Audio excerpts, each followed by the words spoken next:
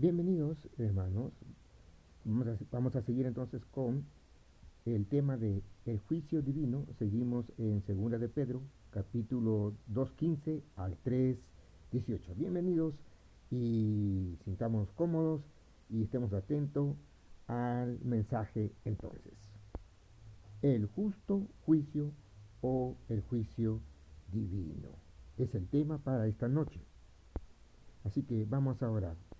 Dios querido, entregamos a ti todo nuestro ser y te suplicamos que tu palabra, Señor, pueda hallar cabida en nuestros corazones y que podamos, Padre, ser obedientes a todo lo que en esta noche tú nos vas a aconsejar. Oramos en el nombre de Cristo Jesús. Amén. Versículos 15 y 16. Versículos 15 y 16 dice lo siguiente. Han dejado el camino recto y se han extraviado siguiendo el camino de Balaán, hijo de Beor, del cual amó el premio de la maldad y fue reprendido por su iniquidad, pues una muda bestia de carga, hablando con voz de hombre, refrenó la locura del profeta. Pues bien, aquí está hablando de los falsos maestros. Es tan descriptivo que realmente no hace falta más comentarios, excepto tal vez en el camino de Balaán, que estaba utilizando su propio don para beneficio personal, siendo codicioso de la recompensa ofrecida por el rey, y él prostituyó al don que Dios le había dado a él, amando la paga de injusticia. Mis amados, Dios nos libre que nosotros un día estemos dándole la mano a Satanás, llevando una falsa enseñanza. Vayamos al siguiente versículos del 17 al 19. Dice, estos son fuentes sin agua, refiriéndose a los falsos maestros, y nubes empujadas por la tormenta, para los cuales la más densa oscuridad está reservada para siempre, pues hablando palabras infladas y vanas, seducen con concupiscencia de la carne y disoluciones a los que verdaderamente habían huido de los que viven en error. Les prometen libertad y son ellos mismos esclavos de corrupción, porque el que es vencido por alguno es hecho esclavo de aquel que lo venció. Una poderosa escritura dice, porque el que es vencido por alguno, si usted es vencido por un falso profeta, entonces usted es hecho esclavo del que lo venció. En otras palabras, ¿no? Si usted es seducido por un falso profeta a creer lo que él cree, a pensar lo que él piensa y a hacer lo que él hace, hacer las cosas que él hace, wow, lo que realmente se espera para una persona que ha estado en la sana doctrina y se va a una doctrina que es falsa, pues déjeme decirle de que esta persona va a acarrear consecuencias y por la gracia y por la misericordia de Dios va a regresar, pero con consecuencias, ¿no? Cuando habla aquí que hablan con palabras infladas y vanas, seducen con concupiscencia de la carne, o sea, son personas realmente mundanas, son personas que no han conocido, no han tenido un encuentro con el Señor Jesucristo y entonces obran como una persona sin Cristo. Y lo penoso es que arrastran a los que están en el camino, los que están en la verdad.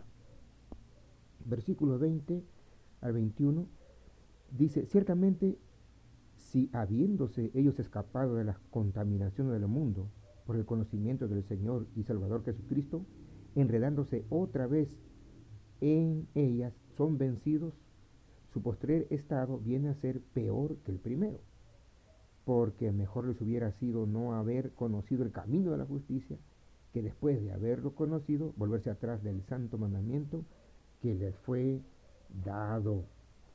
El conocimiento es una responsabilidad. O sea, si usted y yo sabemos la palabra de Dios, sabemos, por ejemplo, cuando dice que si alguien viene a nuestra casa con una doctrina y nosotros le damos cabida a escuchar, Ya, eso, déjeme decirle de que trae consecuencias.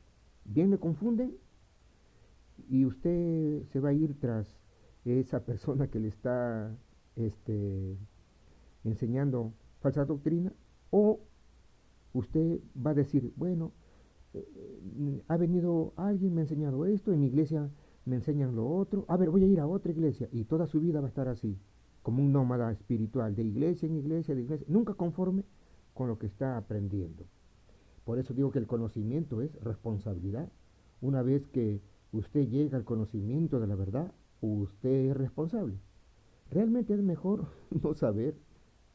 Jesús en el Evangelio de Lucas capítulo 12 habla acerca del siervo al que se le dio la posición de velar por los bienes de su señor, mientras su señor se iba a un país lejano y cuando el amo no regresaba, cuando el siervo lo estaba esperando, él dijo, mi señor retarda su venida. Lo podemos encontrar en Lucas capítulo 12, versículo 45. Y él comienza a abusar de su posición y maltratando a los otros siervos, golpeándolos. Y el amo llegó en una hora cuando él no lo esperaba y dijo, átenlo y échenlo fuera. Denle su porción con los incrédulos, porque aquel que conoce la voluntad de Dios y no la hace, dijo Jesús, aquel siervo que, conociendo la voluntad de su Señor, no se preparó ni hizo conforme a su voluntad, recibirá muchos azotes. Mas el que sin conocerla hizo cosas dignas de azotes, será azotado poco, porque a todo a quien se haya dado mucho, mucho se le demandará, y al que mucho se le haya confiado, más se le pedirá. Versículo 22. Pero les ha acontecido lo del verdadero proverbio, el perro vuelve a su vómito y la puerca lavada a revolcarse en el cielo. Oh, estos refranes, si se puede decir, es bastante duro, ¿no? Y aquí el profeta, el siervo, los ha tomado para decirnos lo siguiente: el conocimiento es responsabilidad. O sea, lo que quiero decir es, Dios lo hace responsable por lo que usted sabe. Sería mejor nunca haber conocido que conocer y luego apartarse. Conocer la verdad y luego apartarse de la verdad lo pone a usted bajo un gran riesgo porque ahora usted es responsable. No es pecar con ignorancia, es con conocimiento. Y cuando alguien que ha conocido la verdad regresa atrás, o sea, es como él dice lo que aquí, ¿no? Es como el proverbio dice, el perro vuelve a su vómito y la puerca lavada a revolcarse en cieno. Y usted alguna vez ha visto, aunque suena asqueroso lo que voy a decir, ¿no? ¿Visto algún perro vomitar y luego comer lo que ha vomitado? ¡Wow! Es asqueroso, ¿no? O sea, es repugnante. Así lo ve Dios cuando alguien que está en la verdad se desvía y vuelve atrás, así lo ve Dios, ¿no? Como algo repugnante. Muy bien, entramos al capítulo 3 y vamos a dar lectura a los versículos del 1 al 3. Aunque dice aquí del 1 al 4, pero vamos del 1 al 3. Amados, esta es la segunda carta que os escribo, y en ambas despierto con exhortación vuestro limpio entendimiento, para que tengáis memoria de las palabras que antes han sido dichas por los santos profetas, del mandamiento del Señor y Salvador dado por vuestros apóstoles. Sabiendo primero esto, que en los postreros días vendrán burladores, andando según sus propias concupiscencias. ¿Saben, hermanos, cuando aquí habla de que vendrán burladores andando en su propia concupiscencia?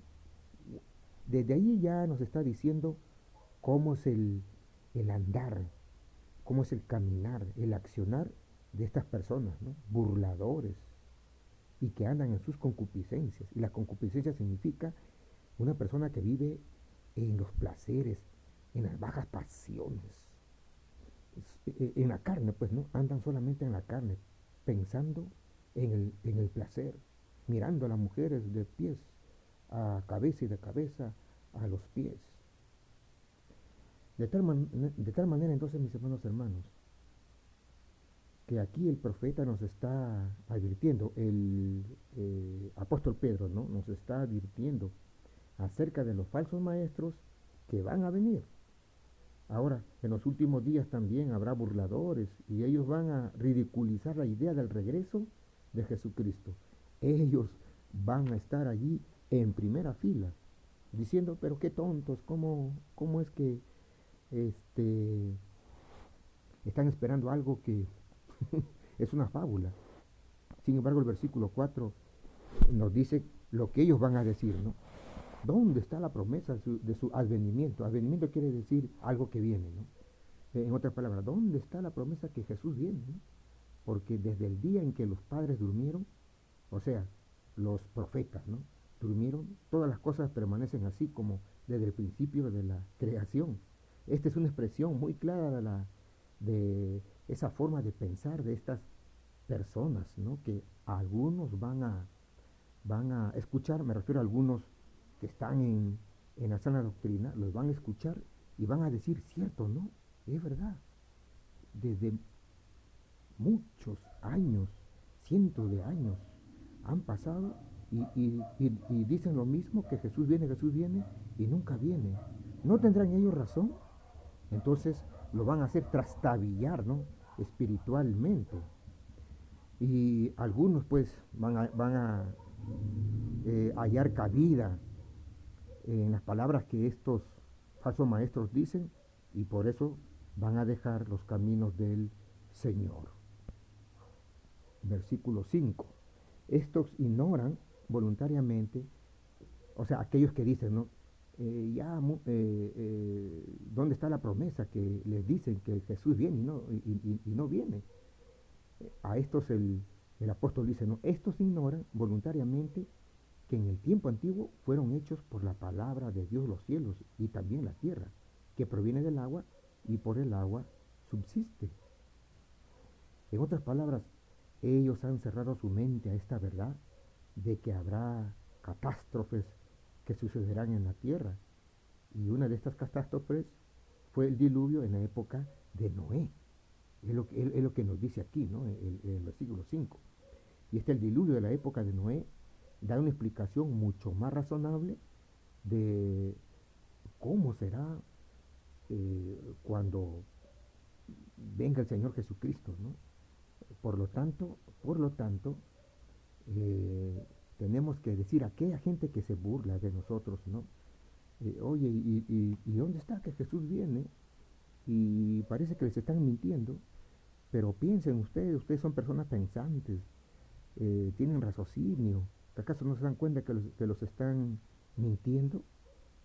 Entonces, nosotros debemos de responder, bueno, todo lo que está escrito en la palabra de Dios se va a realizar, porque todo lo que Dios ha prometido se va a realizar.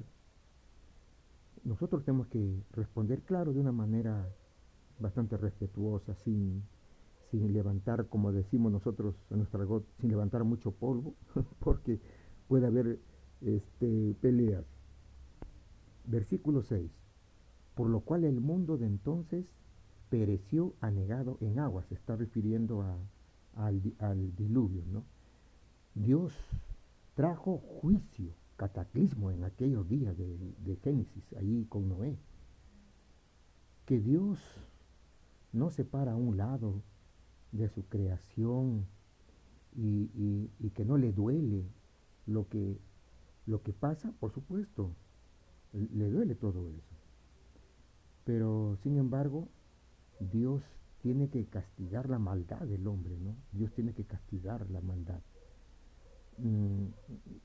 Dios, desde un momento que comienza a dar inicio a algo que Él ha prometido, que, por ejemplo, ¿no? A nosotros nos ha prometido que si le buscamos, que si estamos pendientes de los mandatos, si aplicamos la palabra de Él, estamos obedeciendo, las bendiciones vendrán.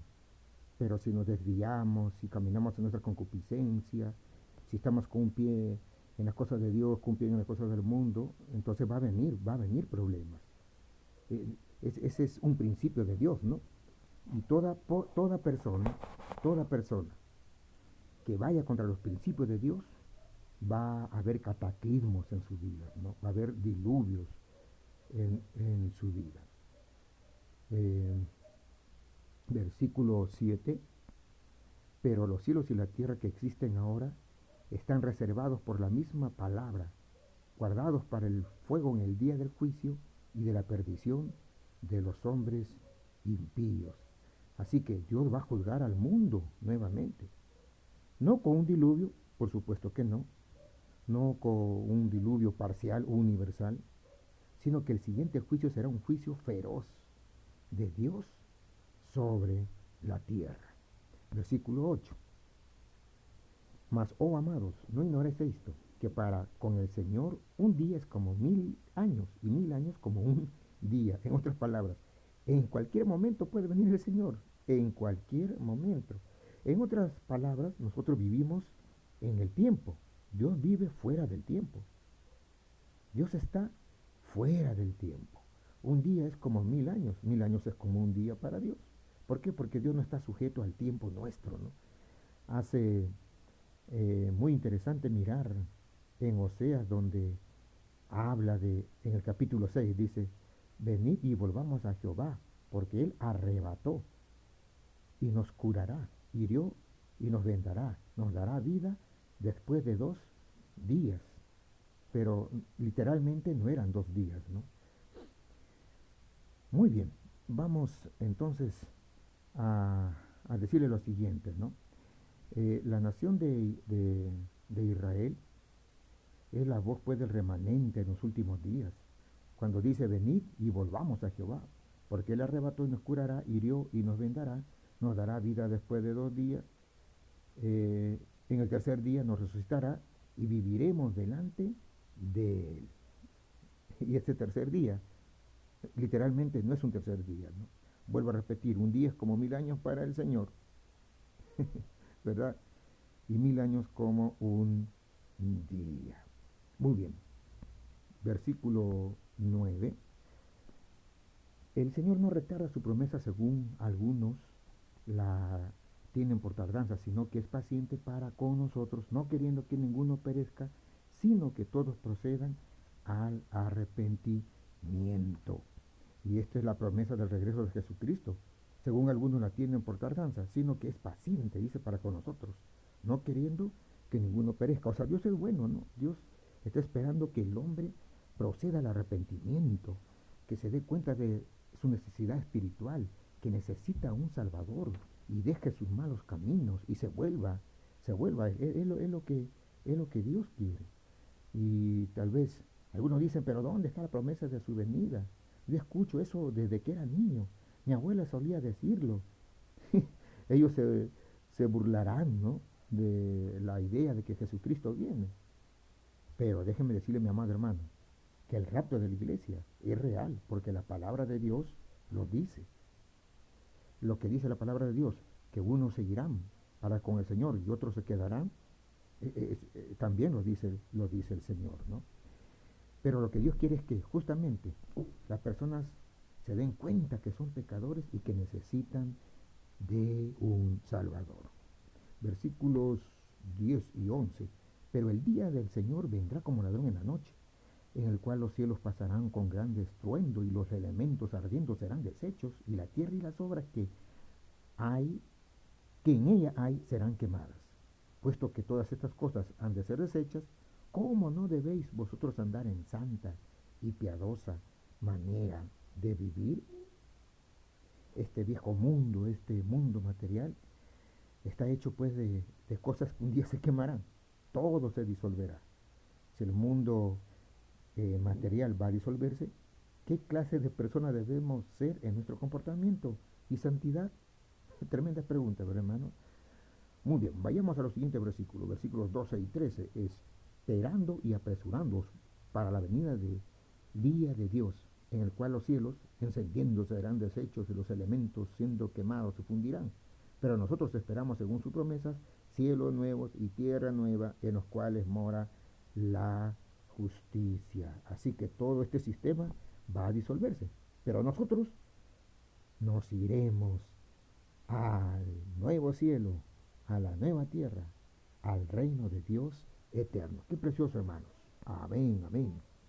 Versículos 14 y 15. Por lo cual, oh amados, estando en espera de estas cosas, procurad con diligencia ser hallados por él sin mancha e irreprensibles en paz. En otras palabras, vivamos, ¿no?, con diligencia, es decir, con prontitud a hacer lo bueno delante de Dios, para que cuando Él venga, pues no se encuentre con manchas, o sea, irreprensible, sin nada que el Señor tenga que decirnos, ¿por qué hiciste esto? ¿Por qué hiciste lo otro? Irreprensibles, en paz. Y tened entendido que la paciencia de nuestro Señor es para salvación, como también nuestro amado hermano Pablo, según la sabiduría que le ha sido dada, os ha escrito. Versículo 16 dice lo siguiente: casi en todas sus epístolas, hablando en ellas de estas cosas, entre las cuales hay algunas difíciles de entender, las cuales los indoctos e inconstantes tuercen, como también las otras escrituras, para su propia perdición. O sea, Pedro está citando aquí a Pablo. Pablo pues era un erudito, ¿no? Él era abogado, sabía de leyes. Y cuando Dios lo llamó, él empieza a escribir sus epístolas y hay algunas cosas un poquito difíciles de entender. Y el mismo apóstol Pedro dice, hablando de ellas, en estas cosas entre las cuales hay algunas difíciles de entender, dice, ¿no? Y Pablo dice, ¿no?, cuando habla aquí de los indoctos e inconstantes, está hablando de estas personas, de estos falsos profetas que tuercen la verdad, que tuercen las escrituras, pero todo eso será para su propia perdición. Ok, vayamos a los versículos 17 al 18, dice, así que vosotros, oh amados, sabiéndolo de antemano guardaos, no sea que arrastrados por el error de los inicuos, otro nombre para estas personas, ¿no?, caigáis de vuestra firmeza, es decir, tenemos que guardarnos, tenemos que estar como, así como Chapulín Colorado, con nuestras antenas bien dirigidas, viendo el peligro, ¿no?, con nuestro radar girando para poder descubrir a estos enemigos, ¿no?, porque vienen arrastrados de error, dice, ¿no?, y cuidado, que ustedes los que están firmes pueden ser arrastrados por ellos, ¿no? Dice, antes bien, creced en la gracia y el conocimiento de nuestro Señor y Salvador Jesucristo. A Él sea la gloria ahora y hasta el día de la eternidad. Mis amados, lejos de estar escuchando a estas personas, a mí a veces me da bastante pena. Hay hermanos que, que, que vienen los testigos de Jehová, tocan su puerta, abren su puerta y ahí están escuchándole. Vienen los testigos de Jehová, abren su puerta y ahí le están escuchando. Y viene un mormón, ¿no? Lo escuchan, viene un israelita, lo escuchan. Entonces me parece de que eso es peligroso, sumamente peligroso. Con mucho amor y respeto, como han venido en las casas donde yo he vivido, han venido, han tocado la puerta, y yo les he dicho con mucho amor y respeto, ¿no?, mis amados amigos, discúlpenme, pero yo soy cristiano. En estos momentos no tengo el tiempo para poder escucharle porque sí realmente estaba ocupadito y no puedo escucharle. Muchas gracias, ¿no?, muchas gracias. ¿Saben? En una ocasión les cuento, fueron los testigos de Jehová, bien osados, atrevidos. Estábamos limpiando el templo y llaman a uno de los hermanos que estaba limpiando, ¿no?, y le dicen, ¿sabía usted, los testigos de Jehová ¿sabía usted que el Espíritu Santo no es una persona, sino una fuerza, una energía? Y el hermano me queda mirando, ¿no?, como quien diciendo, pastor, ¿le contesto yo o le contesta usted? Y entonces yo le dije, a ver, amiguito, a ver, un momentito. Lo llevé aparte y le dije, mi amado amigo, perdóneme, pero es una falta de respeto. Este es un templo. Dígame, ¿en algún momento usted me ha visto yendo a dejar un folleto o hablando a los miembros de donde usted asiste? No, es una falta de respeto. Por favor, tenga la bondad de retirarse. No está bien esto. Y se retiraron. Tenemos que tener bastante cuidado, mis hermanos, Así que por favor no esté prestando oído a los testigos de Jehová, por favor, no a los mormones. Son sectas que no tienen nada que ver con la palabra de Dios, mis amados. Muy bien, queridos, vamos entonces a orar, pues vamos a orar. Querido Dios, bendice la vida de mis hermanos varones, Señor Santo, que cada día ellos estén creciendo en tu conocimiento, en el conocimiento de nuestro Señor y Salvador Jesucristo, para que nada ni nadie, Señor, pueda quitarlos del camino de las sendas preciosas que tú nos has puesto, Señor. Que cada día, Padre, que vayamos a tu palabra, que cada día que escuchamos tu palabra, Señor, nuestro entendimiento, Padre Santo, nuestro conocimiento crezca, oh Dios querido. Señor, líbranos de las tinieblas, de la corrupción que está en este mundo, Padre. Y ruego por mis hermanos varones que crezcan en, en el Señor, que crezcan en todas las cosas y que en todo sean fortalecidos. Gracias, Padre, por este día. En el nombre de Cristo Jesús. Amén.